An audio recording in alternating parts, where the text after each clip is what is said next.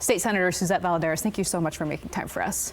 Thank you so much for having me today, Ashley. Well, I first want to start with your repeated calls for a special emergency session on California's oil and gas situation. Just what are you trying to accomplish with that exactly? So I am shouting at the mountaintops because California is truly in a death spiral when it comes to our oil and gas industry.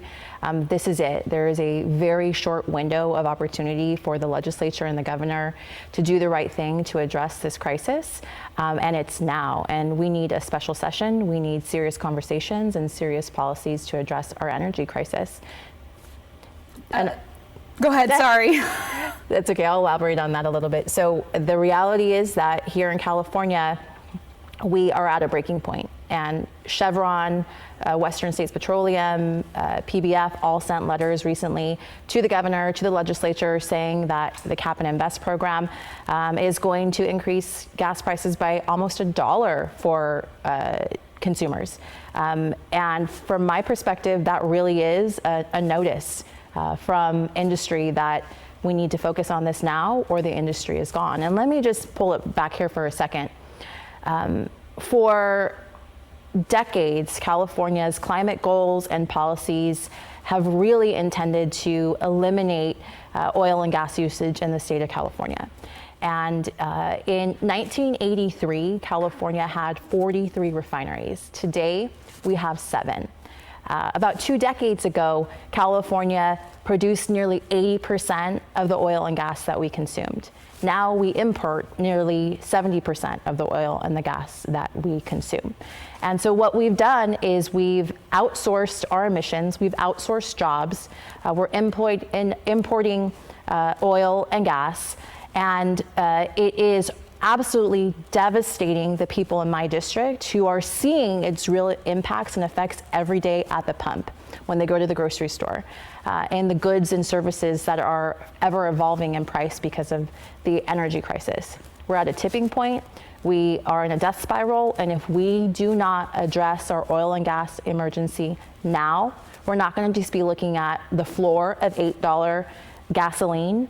We're going to be looking at shortages, at scarcity, at people waiting in line or having to use their license plate to go to the gas station to fill up on the day that coincides with their license plate number. I want to pick up where you mentioned that California brings in most of its oil from foreign countries, and just taking a step back with what the big news of the week with what's going on in Iran, the Hormuz Strait, just the concern about bringing in gas from other places, which the governor has even acknowledged. I mean, has that, just from your Democratic colleagues, from the governor, have you gotten any kind of response to the need to have these kinds of discussions that you're talking about? I don't think there's been a serious response. I mean, Iran produces nearly 20% of the global supply.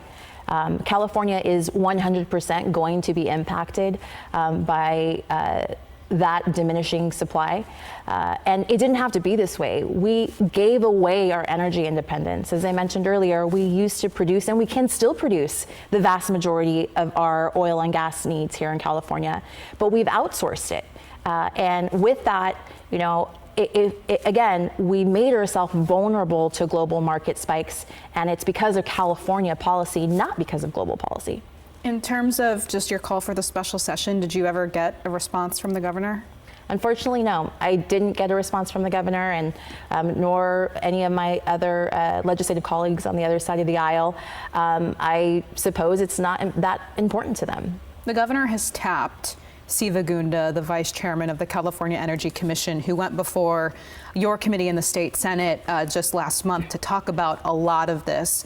What were your takeaways from him, and how do you, I mean, what's your interpretation of how the Newsom administration is approaching this at this point? So I was actually very thankful that the Vice Chair Siva Gunda, admitted what we've all seen, in that this transition has not been smooth. It's a catastrophe for my constituents at the pump, for businesses across California. I was glad to see, that shred of honesty.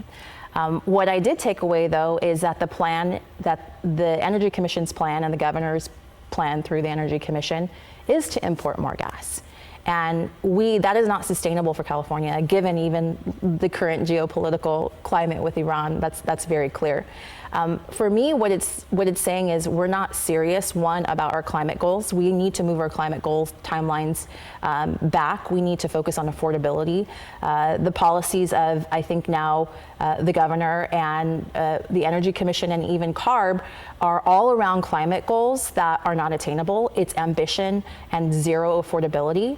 And it's frustrating because while it is the California Energy Commission and CARB who are trying to meet our climate goals, it truly is the legislature's responsibility and the governor's responsibility to pass the policy for a real transition, because we haven't had one. I know you mentioned earlier the Cap and Invest program, and just for folks at home, I mean, that's a program that essentially allows the industry to either cut their emissions, buy credits, or fund state projects. Chevron, as you mentioned, is, I mean, not only threatening the possibility that gas could raise $1 per gallon by 2030, they're also saying they might leave the state. Are there any discussions in the legislature right now to direct CARB to maybe pump the brakes on voting on that? So I call it the cap and tax program because that's really what it is. And we had a long, actually not even a long, we had a very short debate on cap and invest last year. It was rammed through the legislature. My colleagues and I, in our analysis of the bill, we knew that gas was going to increase at least 74 cents a gallon. And now with the recent numbers from Chevron, that's looking more like $1 a gallon. And we also pushed for and asked for, the Republican caucus, as well as the Problem Solvers caucus, pushed for more allowances, because when you reduce allowances, that means you're paying more for allowances, which is just not sustainable for industry. And so the current regulations that that CARB put out last week are devastating to the industry. And this is the warning sign. This is a signal from industry that this needs to be looked at, or the industry will leave. This is the warning notice. And coupled with, again, the geopolitical, the Iran aspect, Governor Gavin Newsom has said that his group of energy officials are gaming out the worst case scenario. You mentioned $8 gas, you mentioned the possibility of scarcity, but just, do you have a sense from who you're talking to in the industry about what the worst case scenario could look like fairly soon, whether that's in a matter of a month, 6 months? What are you hearing? So, when the legislature passed Cap and Invest last year, the industry and refineries continued to believe that California wants them gone, right? That's been the message for decades. And they're looking at, trying to pencil it out. Do we stay for 5 years? Do we stay for 10 years? If the policy fixes don't happen now, they will leave. And that'll be catastrophic for California. And not just California. There are global implications. We have national defense to think about in California. I am home to Aerospace Valley, the Antelope Valley, our air bases. We're in the middle of global conflict right now. This has national security, global implications, as well as implications for the supply of other states around us, Nevada, Arizona. A Republican and a Democrat governor reached out to California to say, hey, this is serious. You're impacting our constituencies as well. I, unfortunately think that the governor is still running for president, and he doesn't want to take this issue on. He's going to leave it to the next person.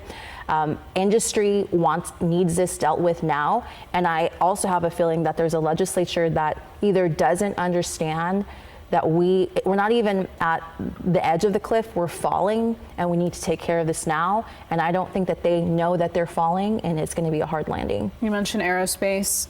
Also, jet fuel, I know, is a concern. We have military bases, obviously, in the state. I mean, do you see the federal government potentially stepping up here and doing something?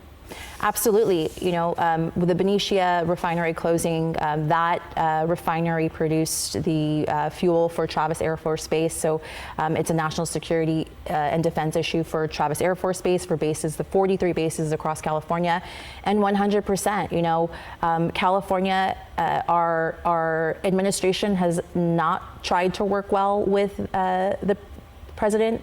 And I think that not only is the president going to take what's happening in California seriously and potentially step in through whatever executive orders he may be able to legally use because of national security reasons, but also because California it's not just we're not just in an oil and gas energy crisis. It's everything. It's electricity. It is nuclear. The amount of energy that we need that we are not producing or planning for is on catastrophic lines, and I would wholly expect the president to step in. All right, Senator Suzette Valladares, we really appreciate your insight. Thank you.